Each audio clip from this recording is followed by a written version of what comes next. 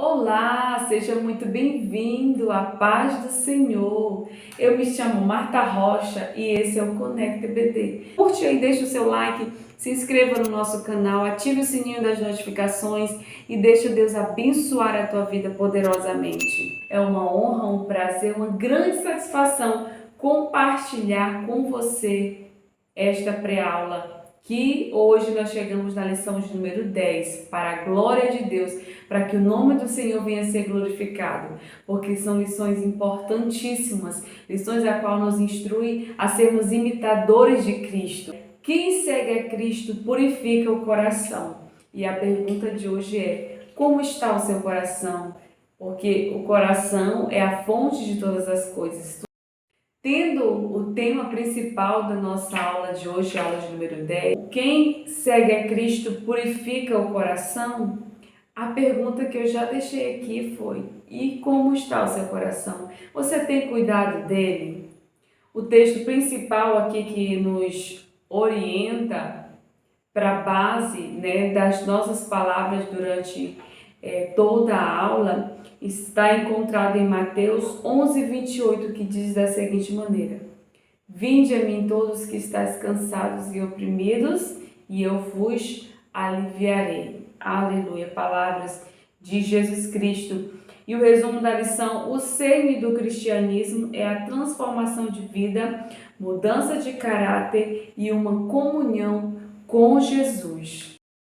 Aproveitando aqui para deixar uma dica para os professores reforçarem os nossos alunos para que eles possam estar fazendo a leitura semanal, que é encontrada na nossa revista. É uma leitura que traz grande aprimoramento para a nossa vida cristã, para a nossa conduta, para a nossa vida espiritual, porque é um momento em que nós temos uma leitura diária de segunda a sábado, leitura que fala profundamente ao nosso coração, que nos orienta, nos faz aprender a manusear melhor a palavra e ter um momento com Deus todos os dias. Então, peça ao seu aluno, oriente para que ele possa estar fazendo. Segunda, ele verifica qual livro que está sendo proposto pelo comentarista que ele tem colocado aqui. Logo depois ele procura saber e meditar sobre o que o comentarista tem deixado aqui, o que ele quer falar. Por exemplo, segunda-feira, sem Deus tudo é fútil. Está lá encontrado em Eclesiastes 12:8. Então, seu aluno vai estar aí aprendendo a manusear a palavra, estará aprendendo a ter um diário, uma vida diária de leitura da palavra, que é alimento para a nossa vida, tá bom? Também sugerindo aqui que o professor, de preferência, faça a leitura com seus alunos em sala de aula, que é a leitura proposta, que é o texto bíblico, que é a proposta aqui que o comentarista deixa, que se encontra em Mateus 15, do versículo 18 ao 20, tá bom? Então faça essa leitura compassadamente com cada um, que é muito importante para a sua aula fluir melhor, para que eles entendam melhor. A sociedade em que vivemos é extremamente fútil, preocupada exclusivamente com a aparência exterior. O cristianismo ele volta totalmente para o oposto da vida exterior, da aparência exterior. Porque Jesus, quando ele transforma a nossa vida, ele transforma o nosso interior, o nosso íntimo. E a partir daí, então, que vamos mudando a nossa maneira de agir, a nossa maneira de pensar, a nossa maneira de falar, a nossa maneira de nos portar. O Senhor, ele tira aquela nossa velha natureza e traz uma nova natureza de santidade, um pensar diferente, um modo de agir diferente, nos tornando assim semelhantemente ao Altíssimo, a qual, lembrando, voltamos a falar que o tema dessa revista, desse trimestre, é exatamente tornarmos a semelhança de Cristo, Somos imitadores de Cristo, imitando Cristo. Então, automaticamente, com o passar do tempo, quando o Senhor ele vai mudando o nosso interior, vai aquela nossa velha natureza vai ficando de lado e a nossa vida de semelhança, de parecer com Cristo, de ser imitador dele, seguidor dele, vai cada vez ficando mais forte e mais visíveis diante da sociedade, na qual nós vivemos. Como é maravilhoso servir! Servir significa auxiliar, ajudar, oferecer, ser útil, importar. Para alguns, essa atitude, esse gesto pode parecer humilhação, vergonha, submissão, mas para nós que servimos a Cristo, nós sabemos o quão maravilhoso é servir. Primeiro ponto, a condição extenuante de quem tenta viver longe do Pai. Nós sabemos que a sociedade hoje é um povo tão conectado, um povo tão atualizado, mas ao mesmo tempo nós sabemos que a falta de Deus, a falta da presença do Pai na vida das pessoas tem se tornado um grande número, um número assombrador de pessoas que se sentem tristes, se sentem frustradas. Então esse número, cada dia ele tem crescido. E nós sabemos que é muito importante a comunicação, os avanços da tecnologia. Então, com toda essa tecnologia, com todos esses avanços, com tantas inovações, não fez com que o nosso fardo se tornasse ainda mais leve. E como o pregador já diz em Eclesiastes 2,17, diz que sem Deus tudo é fugaz, tudo é fútil, na verdade. Então, aí nós já temos uma afirmação. É por isso que em Mateus 11:28, o cerne da promessa divina para todos aqueles que desejam segui-lo é o acesso a uma condição especial de descanso e paz. Pois viver não pode ser um fardo, viver é um privilégio, viver é uma dádiva. E nós sabemos o número, a gente observa e percebe o número crescente de pessoas que, principalmente adolescentes, jovens, que se sentem frustrados, que não sentem desejo pela vida, sentem um desânimo bater a porta. E é importante preenchermos esse lugar que é de Deus por direito em nossa vida, no nosso coração. Por isso que eu fiz a pergunta lá no início, perguntando: você tem cuidado do seu coração? Tem cuidado do que procede no seu coração, do que se passa por lá? 53, de 1 a 5, vem falar sobre esse ajudador, aquele que nos ajudará a levar nossas dores. E é necessário, é preciso ser proclamado o Evangelho de Cristo, anunciar o Evangelho a essa nossa geração de pessoas que têm levado a vida como um fardo, como um sofrimento, por não existir alegria de viver, não existir ali um sentido para existir. Então é muito importante levarmos a mensagem, levarmos esse que alivia as nossas dores, esse que preenche o nosso vazio, esse que vem preencher a nossa vida por completo, tirando assim a tristeza, o desânimo e trazendo a alegria de viver, a alegria de existir, pois a vida é um privilégio, a vida é algo que devemos agradecer ao Senhor todos os dias, pois é uma honra viver, é uma bênção divina, né? Mas infelizmente o que testemunhamos em nossa geração é algo totalmente diferente, né? De pessoas com sofrimento absurdos, né? Que experimentam uma total perda de sentido pelas razões de existir. Diante da condição sofrida das pessoas apartadas de Deus, pessoas aprisionadas pelo pecado, escravizadas pelo pecado, como em João 8,34 diz, o Senhor traz a sua maravilhosa oferta. Que oferta é essa? O Salvador, ele oferece às filhas e os filhos de Adão uma mudança radical de vida, uma mudança em que troca dor, né, por uma vida de compromisso, uma vida de amor e graça. O Senhor, ele nos ama de uma tal maneira que o sacrifício dele na cruz, o que ele fez na cruz, é um motivo suficiente para o adorarmos, para o servirmos, para o seguirmos, sermos servos dele. Porque o que ele fez por nós, amados, não há amor maior que esse, de prova, né? Amor maior, de cuidado, de zelo, de compromisso conosco, de nos oferecer a vida eterna. Sozinhos nós nunca alcançaríamos a redenção. Tudo foi Ele, tudo foi por Ele, através dele. que alcançamos a redenção. E mesmo em meio a uma oferta tão linda de amor, mesmo sabendo da sua grande misericórdia, do seu ato, do seu gesto de amor, existem pessoas que continuam no pecado, continuam nas suas vidas de desobediências, continuam não aceitando a Cristo, não querendo-o como Salvador. Mas tudo o que aconteceu no Calvário foi suficiente para a nossa salvação, para que hoje nós tivéssemos o direito de salvação. E hoje é um dia de renúncia, é um dia de aceitarmos a Ele, é um dia de dizermos não para a nossa natureza pecaminosa, para a nossa carne pecaminosa e dizer sim para Jesus, porque o que Ele fez por nós, amados, é motivo de gratidão, motivo de devoção, motivo de servir com amor, servir com sinceridade, pois esse amor, essa graça, a salvação é para todos, não tem acepção de pessoas, todos têm o direito de viver eternamente, de ter uma vida transformada quando o Senhor voltar e levar a sua igreja. Todos nós temos esse direito, porém tem muitas pessoas recusando. Hoje, agora, é hora de salvação.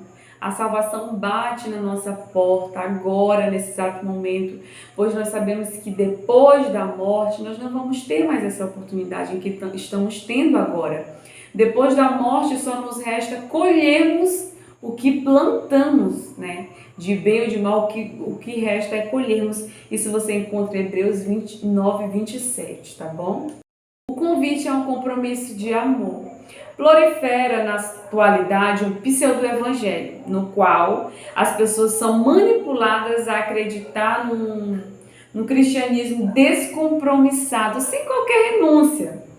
E nós sabemos, amado, o quão evidente, o quão forte isso tem se tornado até nas nossas congregações, na nossa igreja, de pessoas usadas não por Deus para pregarem esse tipo de evangelho que não vem da parte de Deus.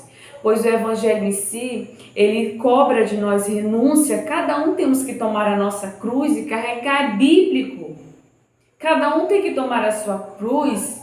Nós precisamos trilhar esse caminho estreito da qual a palavra fala, da qual a palavra diz que há um caminho estreito e um largo. Não existe um evangelho descompromissado, um evangelho no qual nós não temos compromisso algum, vivendo de maneira que não agrada a Deus, e não podemos enganar nós mesmos. Hoje é um dia de alerta para a nossa vida, porque nós não podemos viver enganando a nós mesmos. Precisamos lembrar que para seguir essa vida de renúncia, esse convite para um compromisso de amor é um convite de compromisso, já está falando aqui. O comentarista ele já põe um tema, já está falando, é um convite de amor. Portanto, há uma responsabilidade a ser assumida, há uma cruz a ser carregada, há um caminho estreito para ser percorrido. Não esqueçamos disso. Muita atenção às suas palavras. Nós temos que ter muito cuidado com as nossas palavras, porque, amados, as nossas palavras, elas dizem muito o que está no nosso coração, o que tem dentro de nós. E às vezes nós falei sem querer, saiu sem querer, nós temos que ter muito cuidado. Cuide do seu coração. É mais fácil ensinar a limpar o copo do que um coração. Até os dias atuais temos visto mestres ou falso mestre ensinarem sobre regras a serem seguidas, sobre pode aqui, pode ali, que não pode.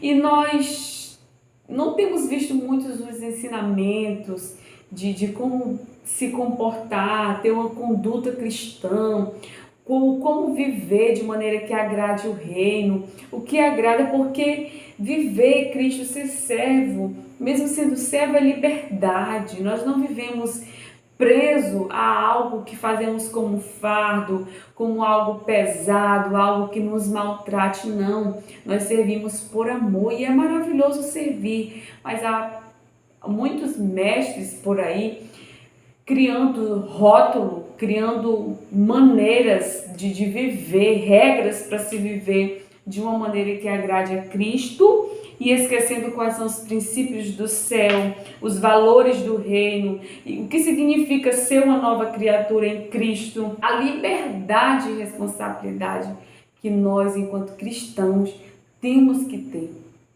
O desafio está mais próximo do que se pode imaginar. Nós sabemos que hoje em dia, nós, enquanto seres humanos, temos uma dificuldade muito grande em geral, nós temos uma dificuldade muito grande de assumir os nossos erros e os nossos fracassos, mas nós sabemos que isso tudo está atrelado ao nosso coração. Nós sabemos que é dele. O problema, ele se ocasiona terrivelmente no nosso coração, e é exatamente isso que o Mestre demonstra lá em Mateus 15:19. Somos convidados a vigiar constantemente, para que assim possamos vencer as armadilhas de nossa natureza adâmica, sempre inclinada ao mal. Isso se encontra em Romanos 7:24.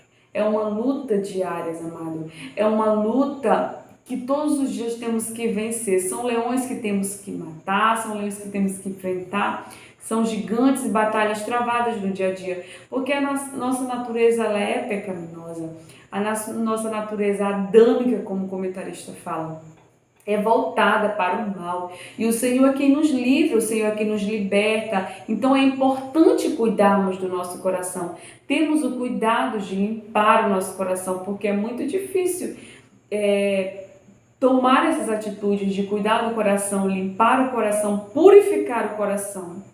Pergunte a si mesmo se eu tenho limpado o meu coração, ou se eu tenho adubado algo ruim que está nele. Às vezes é um perdão que precisa ser liberado, às vezes é um parente, alguém dentro da minha casa, e eu não tenho coração, não tenho conseguido liberar esse perdão, e o Senhor está falando, mais uma vez, está tendo a oportunidade de ouvir o Senhor falar através dessa lição, através desse ensinamento da classe dos jovens. Como não contaminar o coração? Nós sabemos que o Mestre ele nos ensina que para nós guardarmos, precisamos estabelecer expectativas que glorifiquem o nome do Senhor, que exaltem o soberano. Práticas, rejeitar completamente práticas perversas que assumem a natureza pecaminosa, prazerosa, rejeitado completamente. E assim vivendo como santos, prioritariamente guardando a nossa alma, mas sempre zelando pela santidade do corpo também. Nós encontramos em 2 Coríntios 7 e o versículo 1. Enquanto pessoas se preocupam apenas com a aparência exterior, elas não curarão o coração. Lembrando que nós não somos purificados pelas nossas atitudes externas.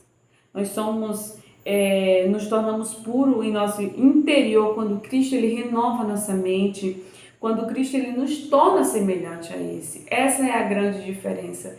Nós não nos tornamos purificados quando nós temos atitudes diferentes, exterior, que todos estão vendo. Nós nos tornamos com o coração purificado quando o Senhor ele muda completamente a nossa mente. Mudando assim a nossa mente, nós assim curaremos o nosso coração, porque nós estaremos nos preocupando com o interior, que é muito importante, e deixando um pouco de lado a preocupação com o exterior, com o que é visível, e preocupando assim com o que está dentro, que é o que provém, a minha boca fala, do que está aqui dentro. Então é muito importante termos o cuidado de purificarmos o nosso coração, pois o Senhor ele precisa ser glorificado em nossa vida, o Senhor ele precisa ser exaltado por nós, o Senhor, a nossa vida, os nossos sorrisos, eles têm que ser sorriso que irradiam a presença de Deus, sorriso que transbordem da presença de Deus, que as pessoas vejam através da nossa vida.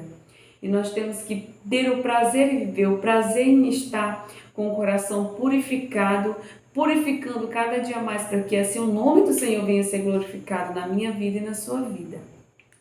Amados, que Deus abençoe a sua vida, se inscreva no nosso canal, curta, compartilhe, nos ajude aí de alguma maneira E que Deus abençoe poderosamente a sua vida, a minha vida, e que sua aula seja uma bênção.